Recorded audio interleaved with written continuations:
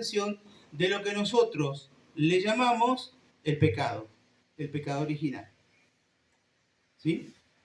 Cuando el pueblo de Israel, desde el año 10 que empezó a escribirse la Biblia en papiro, hasta el siglo V, que más o menos el Papa Dámaso, ¿sí?, estableció el canon de la Biblia, el pecado original no se conoció nunca como pecado original. No se llamaba pecado original. ¿Quién le puso el nombre pecado original? San Agustín. O sea, de San Agustín, siglo V en adelante, nosotros sabemos que el pecado original se llama pecado original. Pero con la Biblia nunca vamos a encontrar en el Génesis capítulo 1, 2 y 3, que nos narra el pecado original, que esto se llame pecado original. Sí vamos a encontrar algo que explica, por ejemplo, que antes del pecado original el hombre vivía en comunión con Dios. Y lo explica así: todas las tardes Dios bajaba a compartir con el hombre su hijo. Que el pecado original fue un toque a la libertad del hombre. Si quieres, cuidado, no coman, porque si comen la van a pasar mal, se van a intoxicar, le dice Dios. Viene la serpiente y dice, pero Dios está mintiendo. Esto que Dios dice que no hagan, hay que hacerlo. Probá, te vas a ver cómo te vas a sentir como un dios o como una diosa. O sea, el pinchar su libertad. Y después que fue el pecado, lo interesante fue esto: cuando Dios vino a decirle al hombre qué es lo que está pasando, por qué no estabas ahí donde te encontré todos los días, el hombre le dice esto: me escondí porque tenía miedo. Me escondí, o sea, primero es ese distanciamiento de Dios y porque tenía miedo. Y Dios le preguntó, ¿por qué tenía miedo? No, perdón. Me escondí porque estaba desnudo. Y estaba desnudo porque tenía miedo. Entonces, esta ruptura, primero con Dios, después me escondí, ruptura con Dios, porque tenía miedo a Dios. ¿Y por qué antes del pecado no tenía miedo a Dios y después sí le tenía miedo a Dios? ¿Se entiende?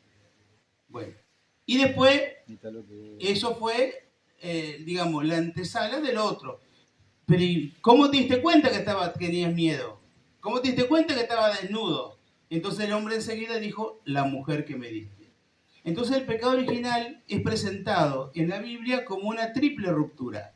Ruptura con Dios, ruptura con la naturaleza y con la mujer, por lo tanto, y ruptura consigo mismo. De ahí en adelante, nadie está contento con nada. ¿Sí?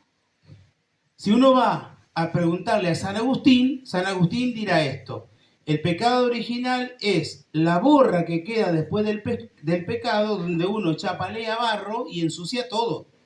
Porque en definitiva es ensuciarse las manos con barro y con ese barro ir a encontrar al hermano. El hermano o no se deja tocar porque está sucio con barro, o bien lo ensucia. ¿Sí? Entonces Artur Jalov dice esto: cuando uno está desde el nacimiento, desde la concepción, hasta los 5 años, uno está muy dúctil, pero uno también ahí puede empezar a chapalear el barro. Y él dice que a lo largo de la vida, o cuando se comienza, hay como 3 heridas. Y esas 3 heridas las va como perfilando, ¿sí?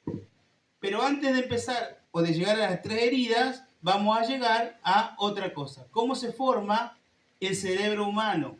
Porque a partir de cómo se forma el cerebro humano es cómo en nosotros comienzan a nacer esas heridas. Y acá yo retomo un concepto que es el concepto de historia. El concepto de historia que en este momento la sociología lo tiene tan poderoso, pero que lo tiene tan poderoso para poder manipular a las masas. Y no lo tiene para poder formarse, ¿sí? El cerebro se va formando de a poquito.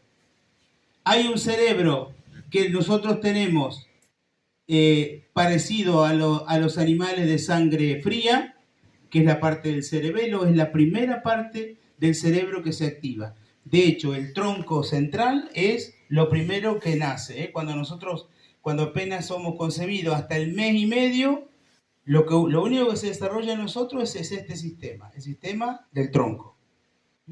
¿Qué hace ese sistema del tronco? gobierna muy poquitas cosas de la vida, pero si en ese momento, y miren ustedes qué sabio que es Dios en ese momento, si en ese momento uno no acompaña la vida, la persona va a quedar temerosa de su vida toda la vida. Por eso es interesante que esto, el cerebro reptil, digamos así, está, el cerebro básico reptil, que está hasta los 3 meses, el cerebro límbico hasta los años y medio, y luego el cerebro cortical. Si uno, cuando le toca ese cerebro reptil o límbico, perdón, reptil o frío, que se llama, ¿no?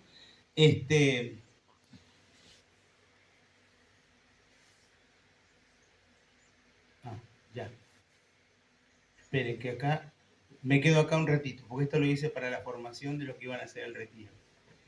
Este cerebro básico reptil, entonces dijimos, gobierna lo que son 3 elementos de nuestro ser. Primero, la vida, la muerte y la reproducción. Muchas personas cuando se vieron afectados en su cerebro reptil, son impotentes. ¿Por qué? Porque ellos mismos recibieron esa herida. La herida del reptil es: no vale la pena la vida, no vale la pena ser vivida. O bien reciben el incentivo. Qué buena noticia que van a ser un hijo. Y esto uno, si es hasta los 3 meses, fíjense ustedes, es el momento en el cual la mujer se entera que va a tener un hijo. ¿Cuánto tiempo la mujer pasa desde que tiene el acto sexual y engendra hasta que se entera que el hijo va a venir? Un mes mínimo. Mínimo, máximo un mes. Máximo un mes. ¿Por qué? Porque en ese tiempo menstrua. Cuando empieza a sospechar que no menstrua, entonces la mujer empieza a decir: uy, acá me estoy preocupando.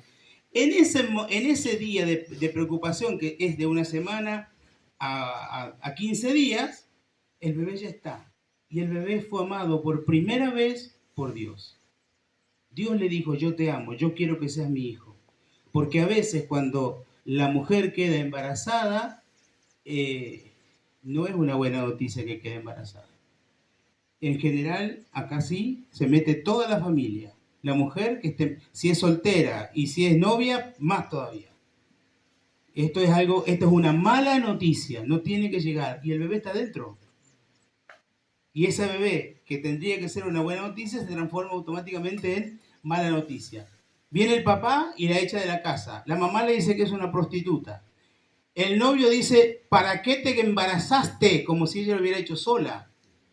No hiciste, no te cuidaste, no esto y no el otro. O sea, hay un montón de cosas que están. Y el bebé todo eso lo está sintiendo. ¿Por qué lo está sintiendo todo eso el bebé? Porque el bebé está comiendo de lo que siente la madre. Ustedes fíjense qué interesante que cuando la señora está embarazada, dentro de los 15 días empieza a funcionar una hormona especial, que no me acuerdo cómo se llama ahora, pero esa hormona es para que el bebé empiece a crecer. Y esa hormona es tóxica para la mamá, pero para el bebé es saludable. ¿Por qué? Porque tiene todas las proteínas y todo lo que se necesita el bebé para empezar a tener mucho alimento, pero a la mamá le jode el hígado. Por eso siempre hay vómito, dolor de cabeza, diarrea. Fíjense ustedes, las viejas, cuando empiezan no con eso, y está embarazada. No, que va a estar embarazada, le dice. Y no está embarazada. ¿Por qué? Justamente porque el cuerpo de ella está trabajando para poder darle nutrición al bebé.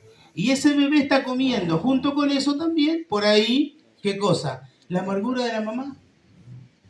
Todo lo que nosotros comemos se transforma de alguna manera en lo que nosotros digerimos. Fíjense ustedes qué interesante que en este momento los médicos están dándose cuenta que la mayor cantidad de antídotos de un montón de enfermedades está en los intestinos y que por eso tiene que estar muy sana la microbiota, no sé cuál es la que tiene que estar, la del yogur. ¿Se entiende entonces esto?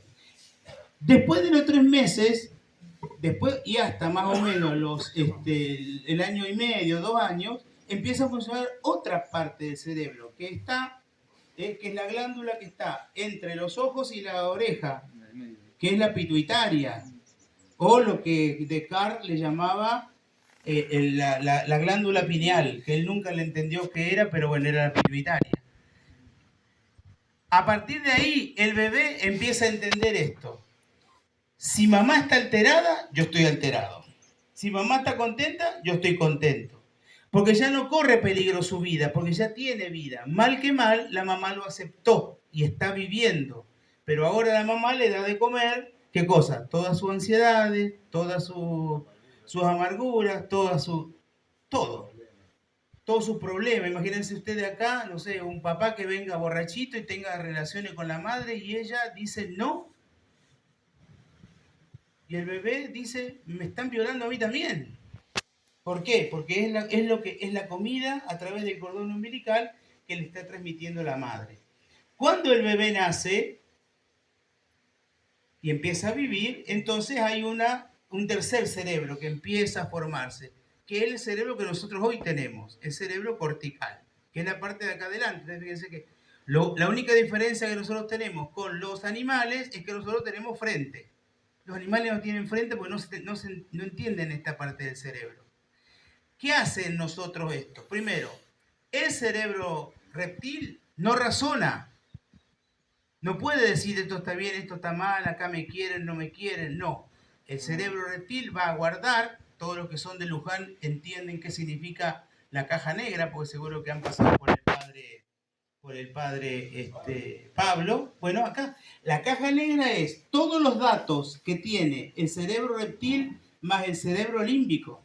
El cerebro límbico o cerebro animal de sangre caliente que se le llama, no entiende porque no tiene razonamiento. El cerebro límbico se mueve por me gusta, no me gusta, me duele, no me duele, me conviene, no me conviene.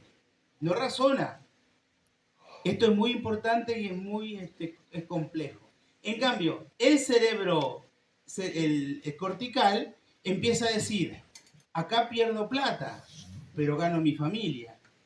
Acá me pierdo un rato de placer, pero conservo mi familia. ¿Se entiende? Ya razona.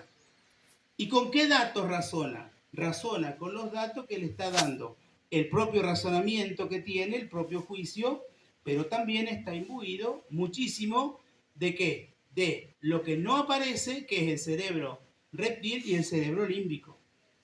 ¿Sí? Si una persona